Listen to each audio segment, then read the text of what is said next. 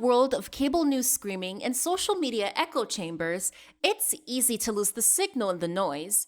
Every day, policy is debated, votes are cast, and your tax dollars are spent. We cut through the headlines to bring you the critical context you need, focusing on what's really going on in news and politics. Welcome to the Analytical Iowan Podcast. This is your daily dose of fact-driven politics. Let's analyze today's news. Here's Eric. We are back here on the Analytical Iowan Podcast. It is Monday, August 3rd, and we've got a lot to talk about because there's always a lot to talk about. Now, you might have noticed there has not been any shorts content made by me for the last 5-6 days. With my work schedules, things changing unexpectedly, things like that.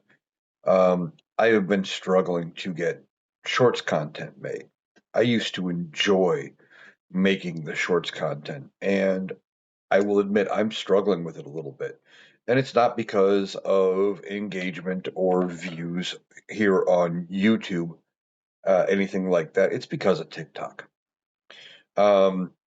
It's becoming a struggle with me to get the shorts content out there. I feel like I should be making more shorts content, and I'm going to try to get a few more up tomorrow. I may even record a few in the early morning hours and set them to go out throughout the day.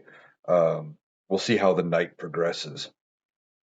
But the problem is, TikTok goes ahead. I put all the effort into making this content, and TikTok does nothing.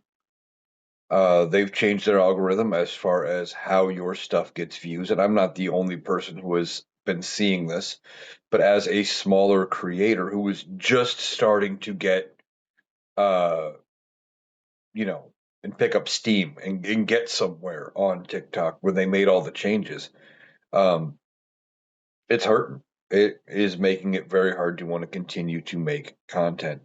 Uh, so I've been trying to figure out whether I want to give up on TikTok almost in its entirety, um, or if I want to go ahead and start putting all of my effort into just doing the shorts on a different platform, starting them on YouTube and going from there. But I do want to get back to doing the shorts content. I do think it is important. Um, I just got to do some things, get my time worked out a little better to make sure that happens. And I've been dealing with some other stuff, non work or content creation related, and that is also taking up a little bit of my time and a lot of my mental energy. But I'm going to get back to making the short stuff. I just thought I'd give you guys a quick update there. Also, um, anybody else wanting to be a guest, shoot me an email, analyticaliowan@gmail.com. We will set something up. This week, I am going to try one more time to reach out to the Sand campaign to see if I can get Rob Sand, the Democratic governor nominee, on the show. I'm going to also reach out to Josh Turek, see if we can get him on the show. I would love to have either of those candidates on the show. We can discuss their policies in a little more in depth, and as well as I could tell you what they are all about, it'd be better to hear it from them. So that's what we are looking forward to. Now, want to start out with, we've been talking about this Mitch McConnell situation, and today was this deadline that we have been hearing a lot of creators talk about, and they are all saying the same thing. Oh, well, after August 3rd, there's no time for Andy Beshear to appoint a replacement or to hold the special election. And that, oh, well, if McConnell is gone, that they'll tell us sometime after August 3rd, and there won't be a special election, and they'll just leave the seat vacant, and they're going to screw the Democrats. Now, this comes from People. This says, as Kentucky Senator Mitch McConnell continues to remain out of public eye following his June 14th hospitalization, Kentucky Governor Andy Beshear has said that the previously reported Monday, August 3rd deadline to call a special election holds no legal impact if the Republican senator if the Republican senator's seat becomes vacant later this year. The date, 3 months before the general election, was estimated by many to be the latest that Kentucky could call an election to fill out the rest of McConnell's term, which ends in January. But Kentucky law does not specify an exact time frame. I've been saying I wasn't sure if that deadline was legit. And Beshear previously indicated he was exploring legal options for filling a vacancy should one arise. He took to Twitter and said, I know there are a lot of folks wondering about the significance of August 3rd regarding a potential Senate vacancy. I want everyone to know that this date has no legal impact on my option should there be a vacancy this year. Worth a reminder, right now there is one less vote for the SAVE Act, Trump's war with Iran, or the potential replacement of a Supreme Court justice. All of that is true. That is actually a good thing. McConnell being gone, while it's annoying and we would love to have a Democratic vote in the Senate, potentially, if he could get the seat filled with a Democrat, and that would help them win in the midterms coming up here in November. And help, I think it's Charles Booker, win that seat, maybe win re-election. Not having McConnell in that seat is a good thing. It is preventing them from getting a lot done. Now, you take away McConnell, you add Thom Tillis and John Cornyn, who are both staunch opponents now of Donald Trump in a lot of ways. Tillis, because he is retiring, he has got no reason to side with Donald Trump. And then you have John Cornyn, who ends up losing a re-election primary to Ken Paxton in Texas, and he's got no reason to side with Donald Trump. So that brings them down to just 50. And then you look at people like Lisa Murkowski, Susan Collins, Rand Paul. Now, Rand Paul has his own set of issues, and even though he is on our side on some things, he is still a Republican.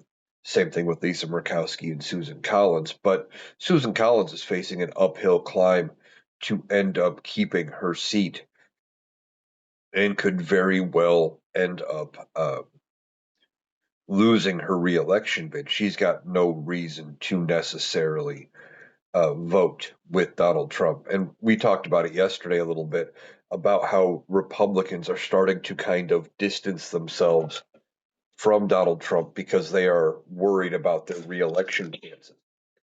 All of that being true. Now, in previous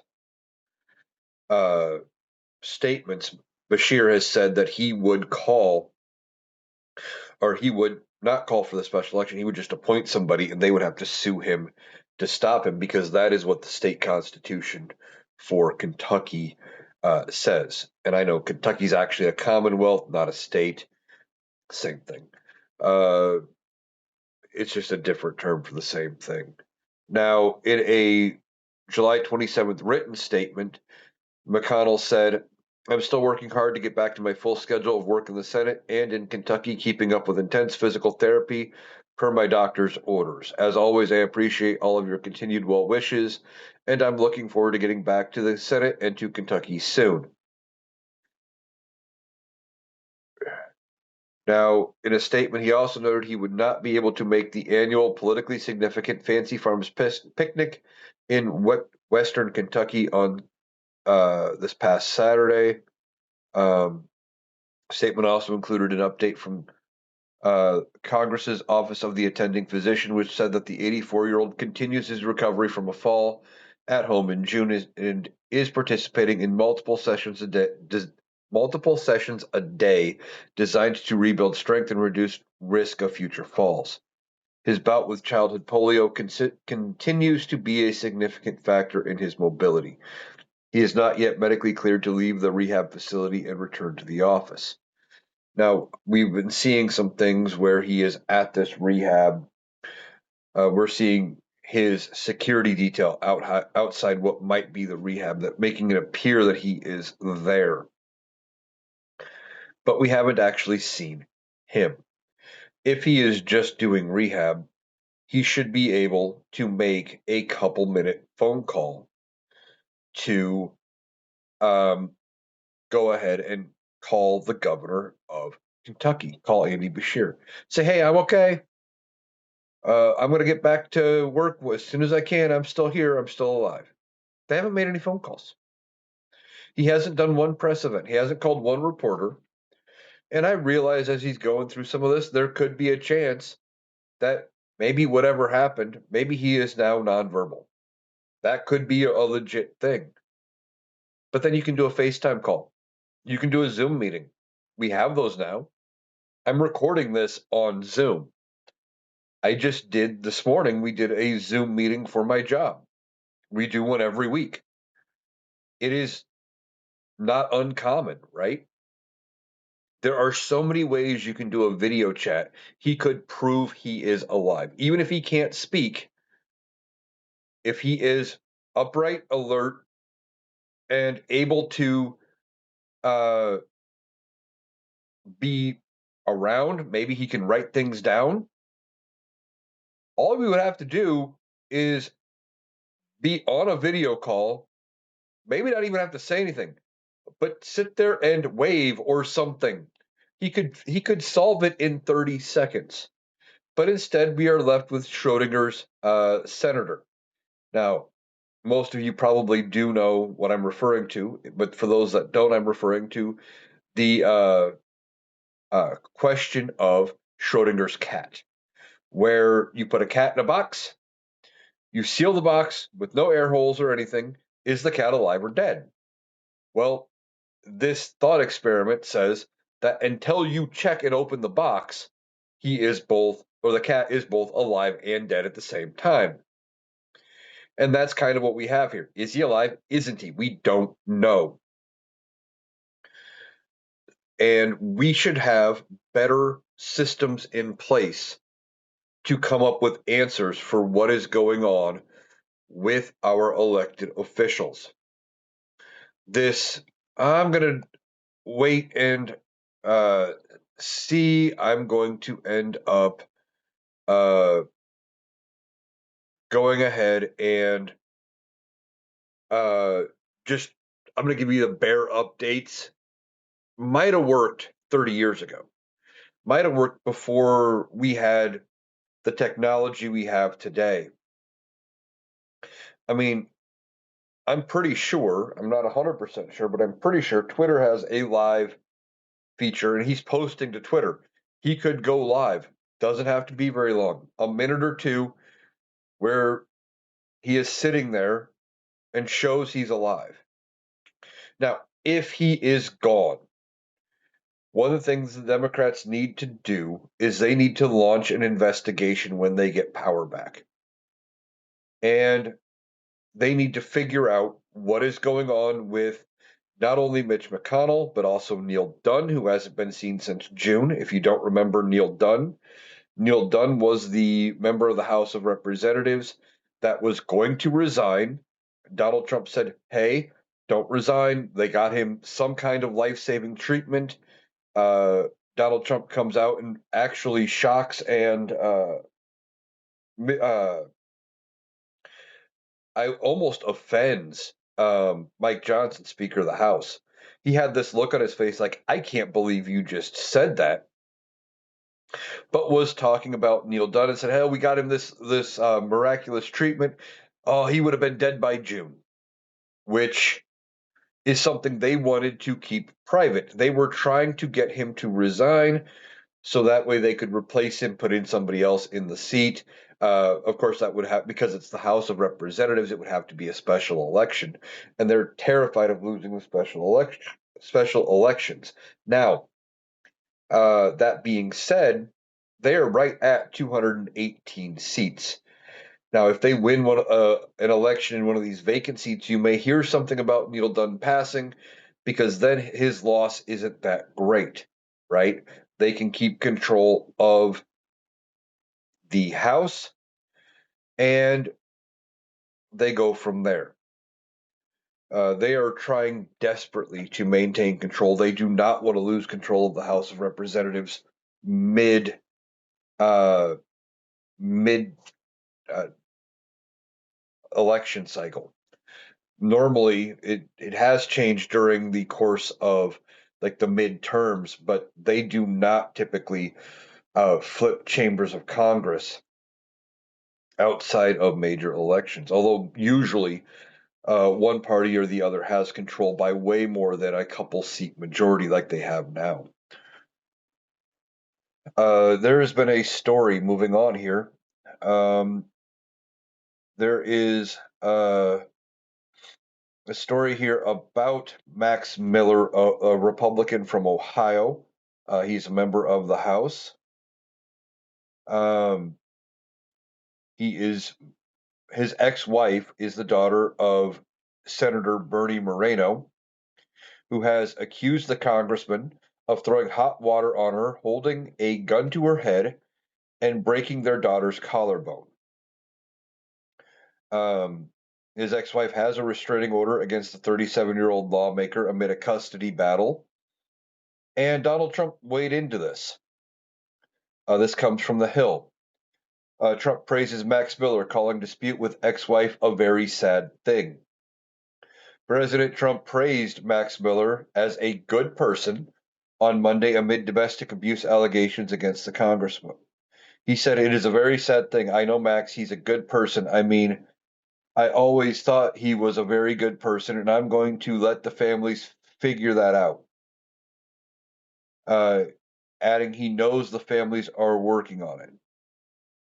It's a very sad thing, especially when you know somebody so well to be going through that, but it's accusations. See, this is Donald Trump's MO. Oh, it's just accusations. It's not that bad. Republicans do this all the time. Now, if Max Miller had been a Democrat, the calls for him to resign when this story broke would have been almost immediate. Look at what has happened with uh, two major Democratic players this election cycle. You had Eric Swalwell running for governor of California, former member of the House of Representatives. Comes out that he was sexually or had been accused of sexually assaulting women and sending inappropriate text and a litany of things. And when the story broke, within 4 or 5 days, because it broke on like a Friday, by Monday he had resigned from Congress, or maybe it was Tuesday, but whatever.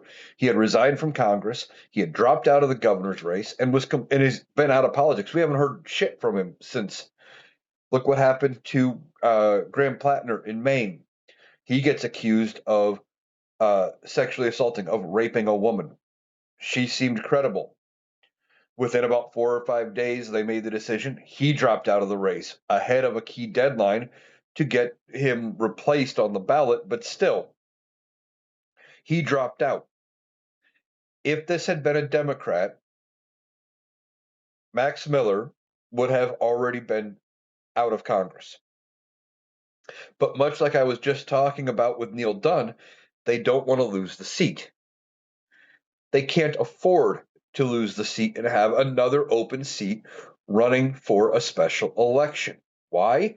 Because it's been like 34, 35, maybe even 36 seats now up for special elections since since this administration started in January of 2025. Okay? Where the Democrats have flipped seats, Republicans have not flipped a single one.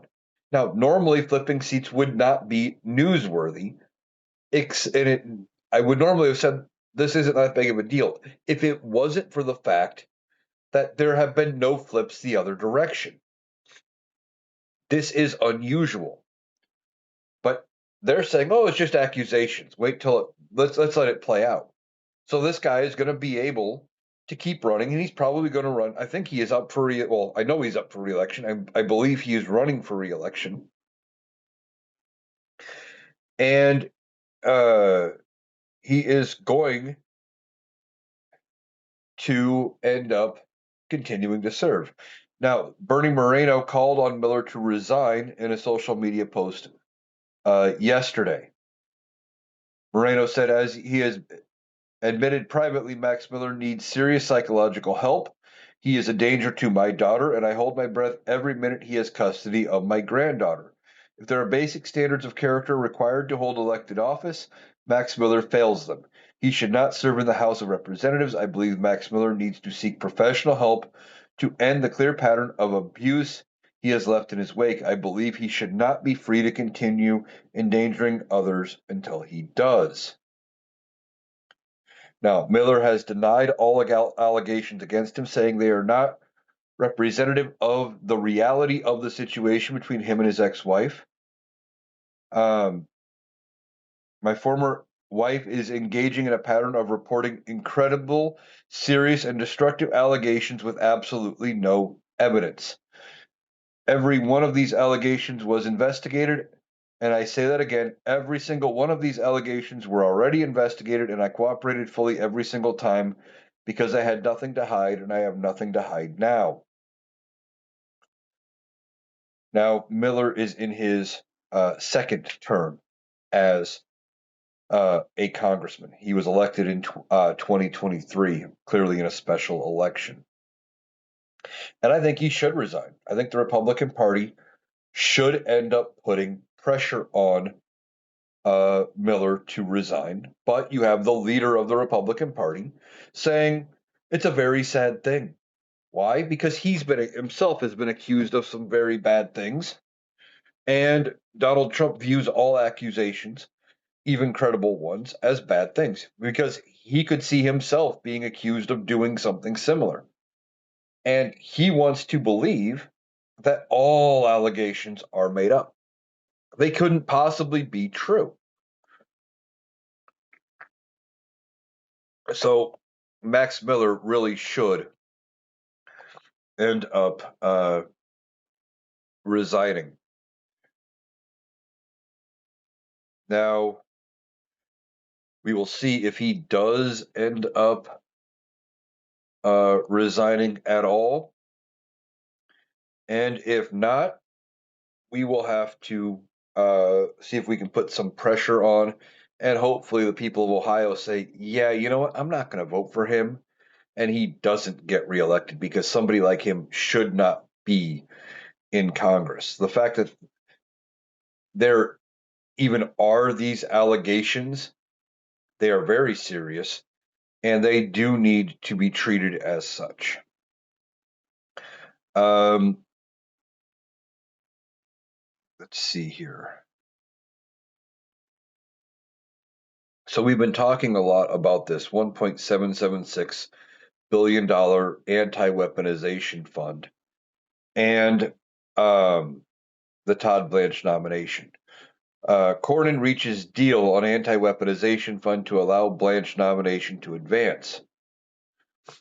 John Cornyn of Texas, Senator John Cornyn of Texas, has reached a deal with the Justice Department to end the $1.8 billion anti-weaponization fund for President Trump's allies, paving the way for Cornyn to vote to advance Todd Blanche's nomination to serve as Attorney General.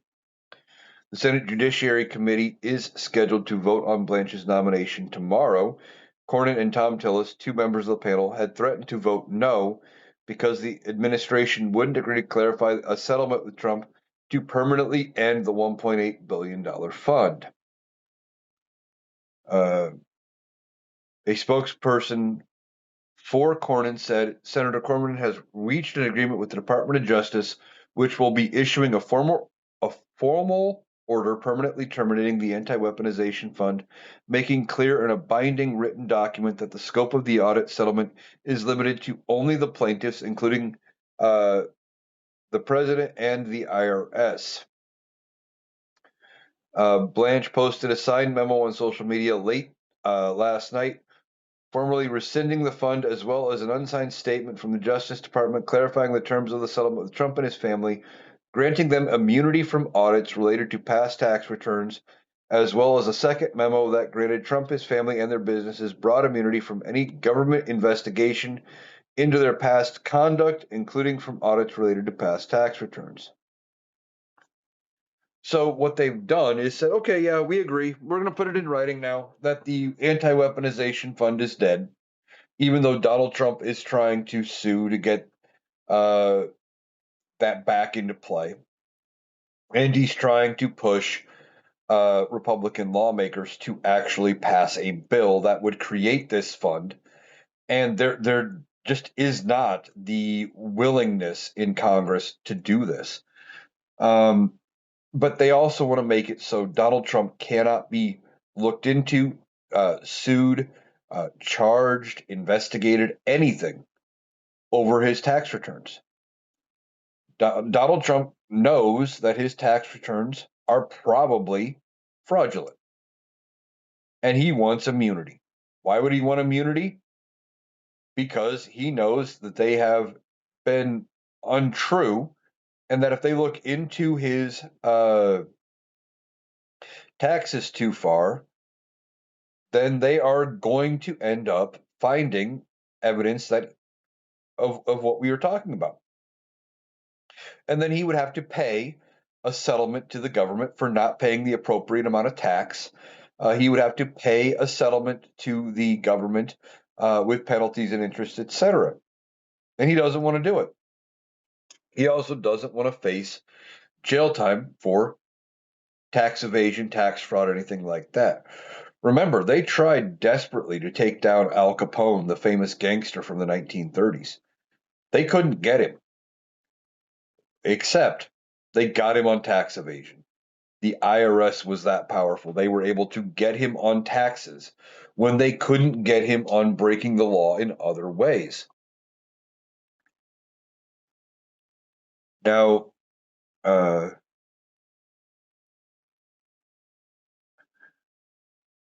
let's see. The Justice Department said, although Acting Attorney General has repeatedly advised that the fund is not moving forward, and the department has repeatedly represented to district courts that the fund is not moving forward, today's order officially rescinds the May 18th, 2026 order.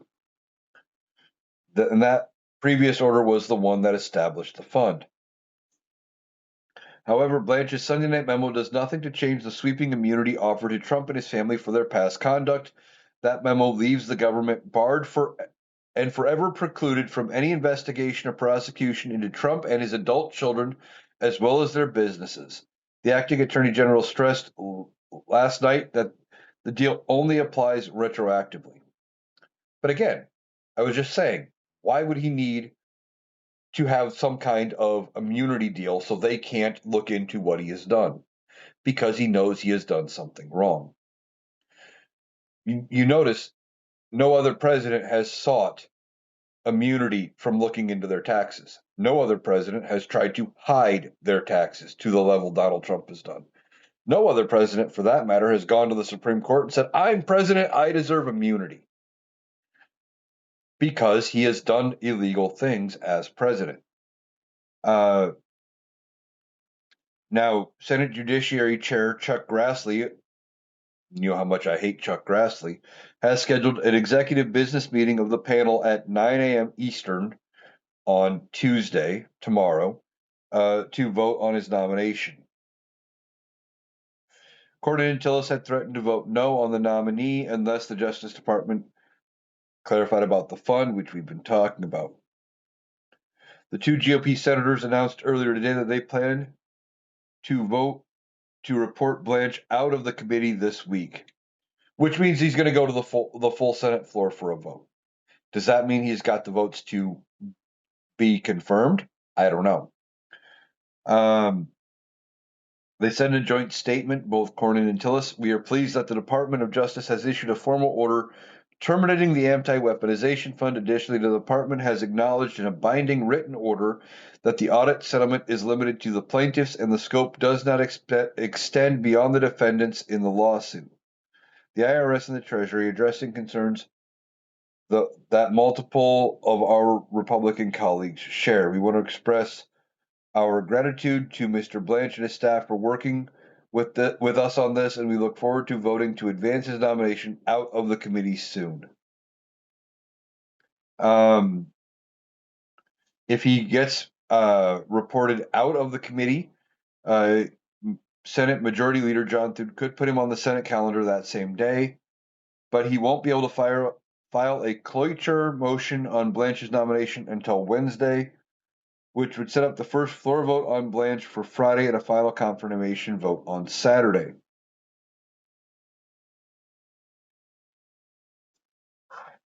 Democrats may agree to yield back floor time on Blanche's nomination so they can leave for the 5-week August recess without delay. Now, there was a vote scheduled this past Thursday, but that was forced to be postponed because of Cornyn and Tillis, because of not having a deal on this motion.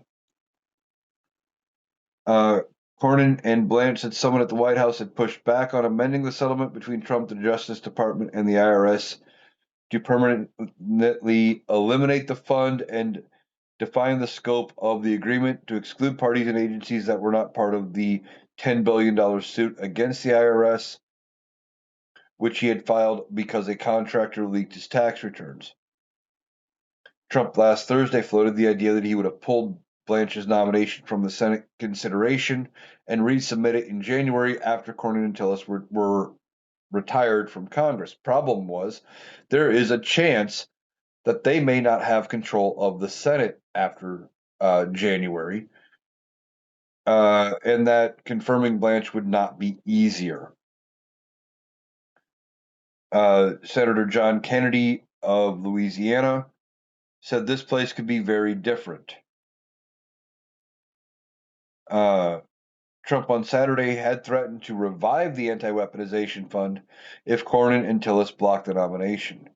Trump said on Truth Social, if Senators Cornyn and Tillis, both upset because I couldn't endorse them, they lost and quit respectively, aren't going to approve Todd Blanche, one of the most respected professionals according to everybody, which is how you know he is lying,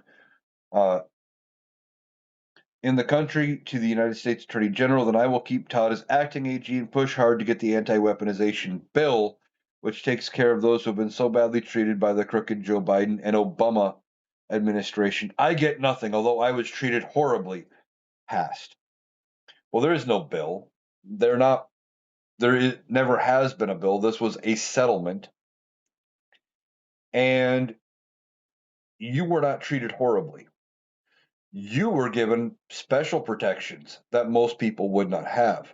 For example, when the FBI went to search Mar-a-Lago, they worked with your staff to do it at a time when you were not home. They did not show up. They did not break down the door. They showed up with the warrant. They went inside and they searched. There have been people who have had their door broken down to execute a search warrant. They do it when they're home. If they have enough reason to do it in the middle of the night, they'll do it in the middle of the night. You know, these things happen. You were given special treatment. And in fact, you were given multiple opportunities to return the classified documents that you had taken, which was the whole purpose of you being investigated for at least part of it. And you didn't. You thumbed your nose at the system and said, yeah, I don't have to take those. Those are mine. No, they're not. But you think anything you touch is yours because you're a raging narcissist. Now, I can already hear MAGA in the comments saying, well, what about Joe Biden? Joe Biden had documents. The difference was Joe Biden was not actively under investigation when he found the classified stuff that he had had. He did a self audit, found it, called the people that were supposed to have it and said, here, come pick this up. I'm not supposed to have this. I don't.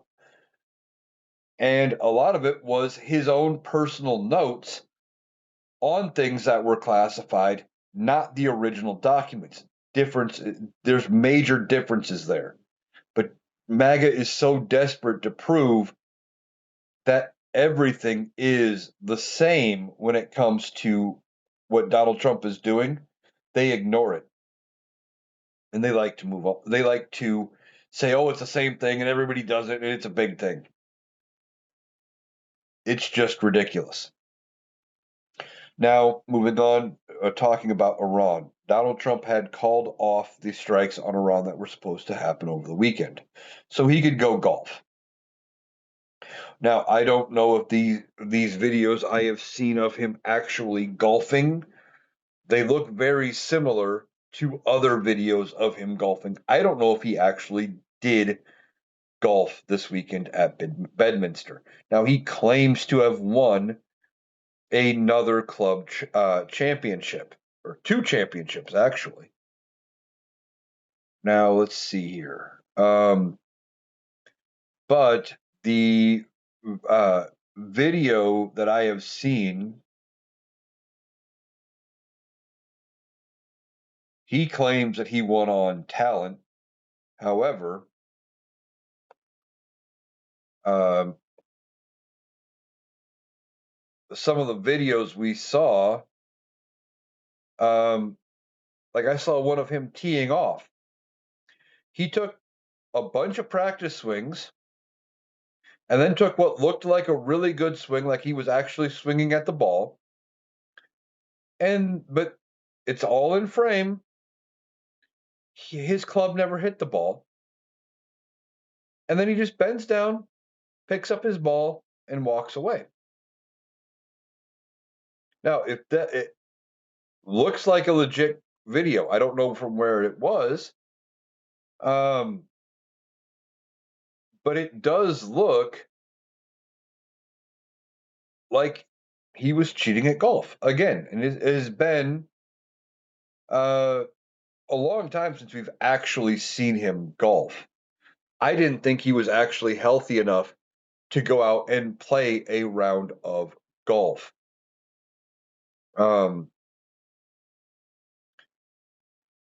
But apparently he was.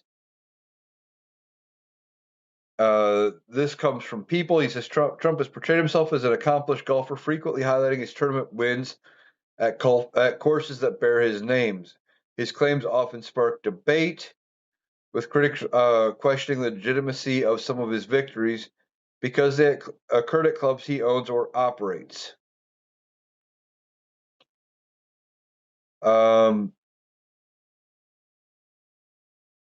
Sports writer Rick Riley, the author of Commander in Cheat, he has challenged Donald Trump's golfing record. He said, "I know this because when I play with him, he goes, you know what I do to win these championships, don't you? Anytime I buy a new course, I play the first round all by myself. Then I declare myself the club champion." Riley said on his Deadline White House appearance in March 2024. So that's the kind of guy he is. Others like John Deporte, director of golf at Trump International Golf Club in West Palm Beach, and a former caddy for the president, gave Trump kudos for his golf game, saying, "I've seen him win club championships sinking 60-foot putts. I've seen him shoot 66 out here on this golf course." It's just bizarre, okay? Like I said, we didn't think he was actually winning these championships. And now we see some video proof that does make it look like he was actively cheating.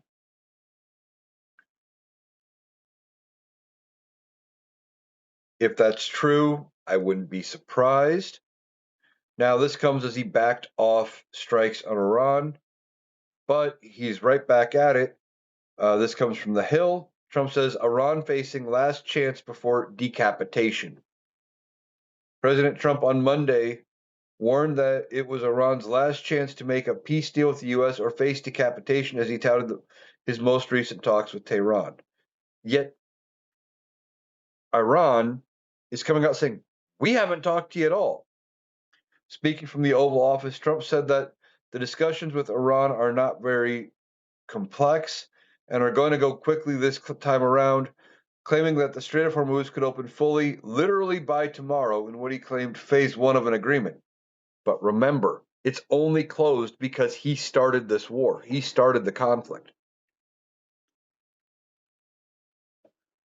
That would be followed by a second phase of talks on Iran's denuclearization, which the president said would take a little while. Trump is seeking negotiations with Tehran after calling off airstrikes against Iran in favor of diplomacy, the fifth time he has done so since April. He said Sunday the U.S. had an attack plan that would have been the biggest attack since World War II, before Saudi Arabia and the United Arab Emirates and Qatar reached out to the U.S. He said many countries called and they all wanted to give this a last chance. This is a last chance. This is the last chance for them to sign a good document.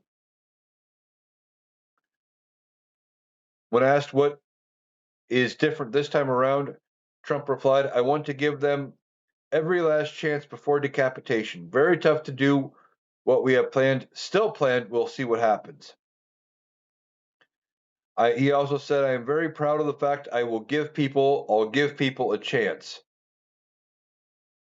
The president's assurances claim, as Iran earlier today pushed back on the claim it was negotiating on the Strait of Hormuz and ending the war, saying it was only talking with Oman to set up a temporary route for vessels to pass safely through the vital shipping corridor. Trump lashed out at the response, calling the Iranian leadership unbelievably duplicitous, which is a word I'm surprised he knew the meaning of. They ask for a meeting. Some would say beg. Talks begin with more scheduled in the immediate future, and then they say openly and proudly that they have not been having any discussions, that nothing is being talked about, and they are only dealing with Oman. Considering the frequency that Donald Trump likes to lie, I believe Iran, that they're not talking to Donald Trump. CBS News also reported Monday that there are no new talks with Iran planned, only ongoing negotiations through mediators. Washington and Tehran in June agreed to a ceasefire via a memorandum of understanding that was to set the stage for wider peace negotiations.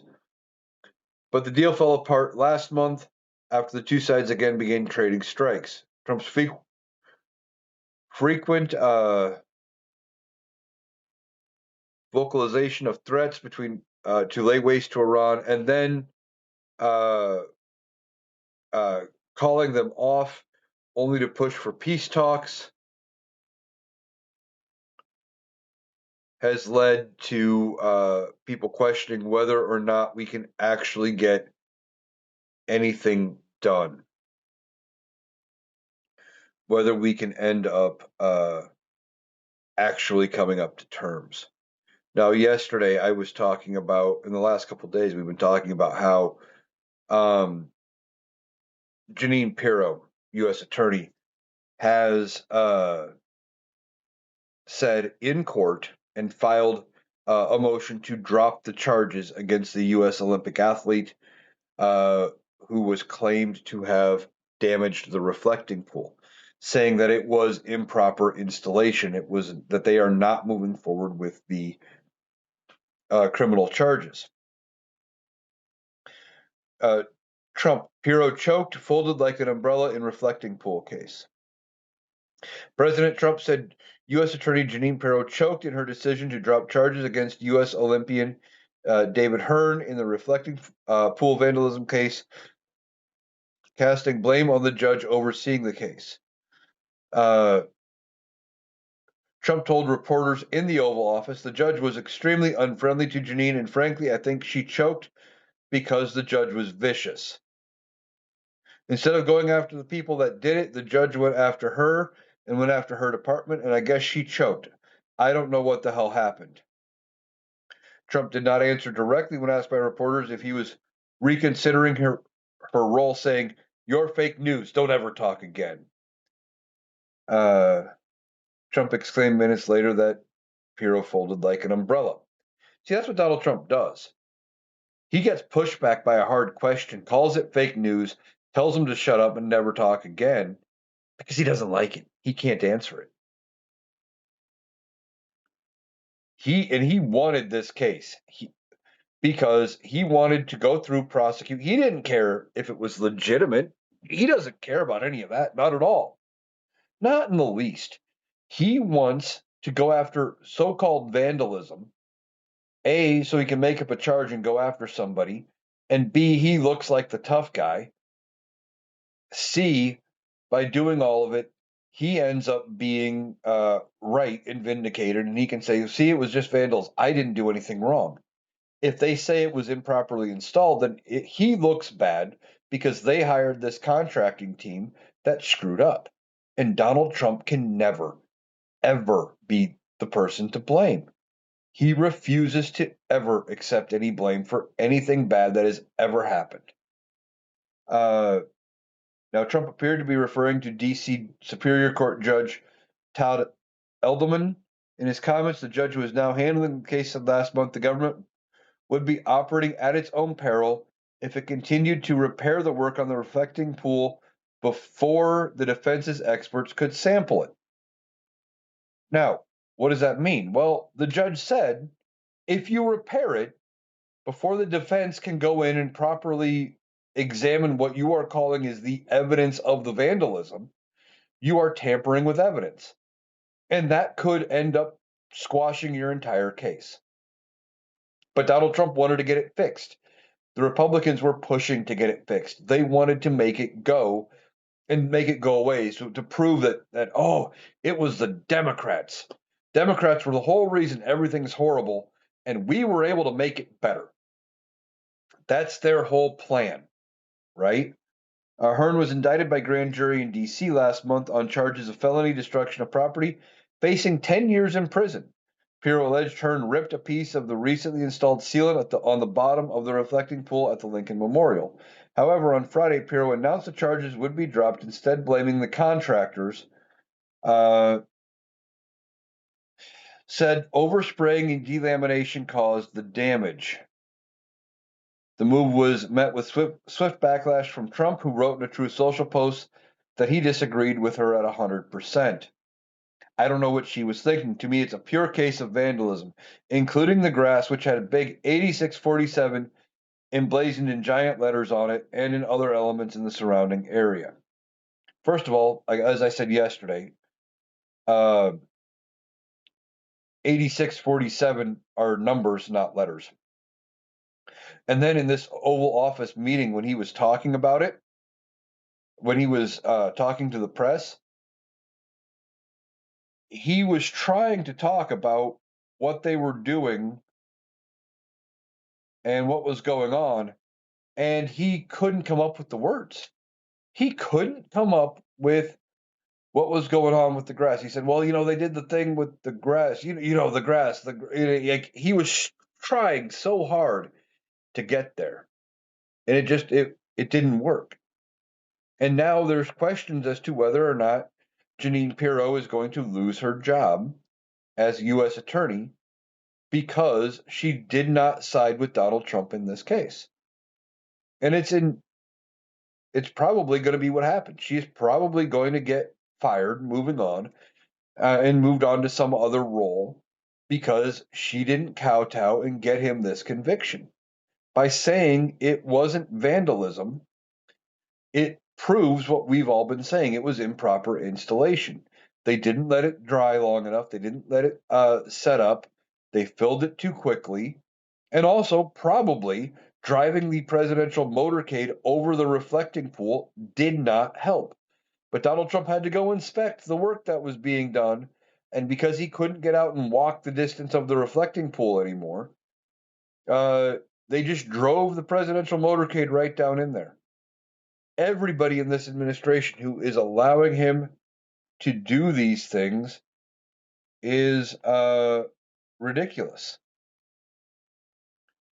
Now, here's another article on the same thing, also from The Hill. Pirro's future in question amid break with Trump on the reflecting pool. This is what I was saying. U.S. Attorney Jeanine Pirro's clash with President Trump over the handling of the reflecting pool is raising questions about her handling or about her standing with the president, with whom she's enjoyed a friendly relationship for decades. Now, she was at the White House tonight, ahead of me recording this, after Trump lashed out her on camera hours earlier when he made the comments I mentioned earlier.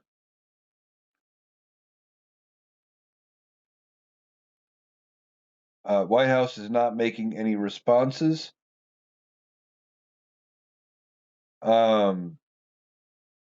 Let's see here. Prosecutors also blamed the firm that was granted a multi-million-dollar contract to perform the work, and it was a no-bid contract. Now, Interior Secretary Doug Burgum is also agreeing with Donald Trump. Of course, he is, because they are all toadies.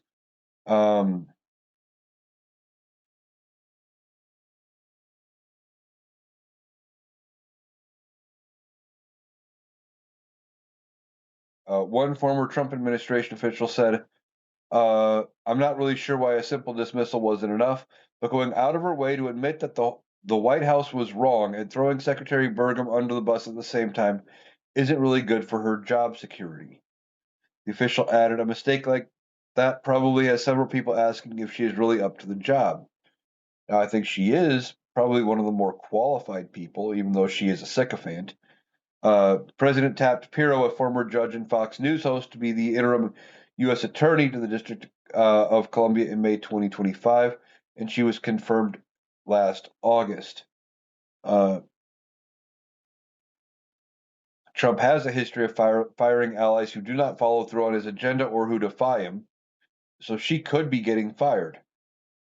During his first administration in 2018, he fired then Attorney General Jeff Sessions after criticizing him for months to move to recuse himself from the federal investigation into Russian interference in the 2016 election. Donald Trump didn't want Jeff Sessions to recuse himself because he wanted to be able to control Sessions. He then fired Secretary of State Rex Tillerson that same year because of policy disagreements and reported clashes.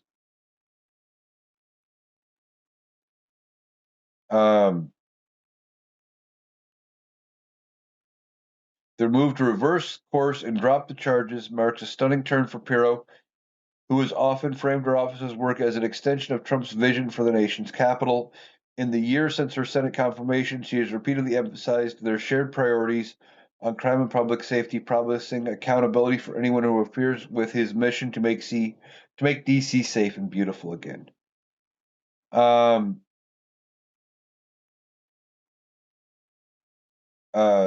She was also trying to indict a former Justice Department employee who threw a sandwich at a federal agent during Trump's law enforcement surge in D.C., but she could not get the felony indictment. She was able to bring a misdemeanor assault charge, but that person was ultimately found not guilty at trial. The Reflecting Pool case fell under intense scrutiny when a grand jury indicted 67-year-old David Hearn, three-time Olympian canoeist, on a charge of felony destruction of property after prosecutors alleged he forcibly and violently ripped up a piece of the pool's bottom liner. He pled not guilty. At the time, Pirro insisted her office had tremendous evidence, including eyewitness accounts from U.S. Park Police, and that could prove that he deliberately damaged 2 square feet of sealant. And now they're saying didn't happen. It was improperly installed. And because she's sticking to the truth, she could lose her job, which is fine. I said she might be one of the more qualified picks, and she might be. Not saying she's a good person or a good pick, and I'm not going to feel sorry if anybody in this administration loses their job. But breaking with Donald Trump is one of the cardinal sins that this administration does not allow. And they're making Donald Trump, Jeanine Pirro is making Donald Trump look like a fool because he keeps insisting that it was vandalism. And by dismissing this case, they're saying it's not vandalism. And they're proving it in the court record. This is what happens to Donald Trump. He says all these things publicly, but when they have to actually have attorneys take it before judges, the attorneys go, yeah, I can't do that because I want to keep my law license. All right, that is going to do it for this episode of the Analytical Iowan Podcast. I want to thank you for taking the time to join me today. I hope you have a great day, and I will be back again tomorrow, hopefully with some TikTok shorts as well as another podcast.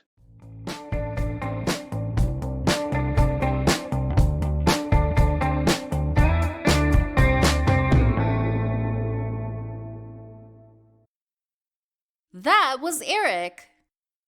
That does it for our analysis today. If you appreciated us cutting through the noise to get to the critical context, please make sure you're subscribed to the Analytical Iowan podcast on Spotify and YouTube.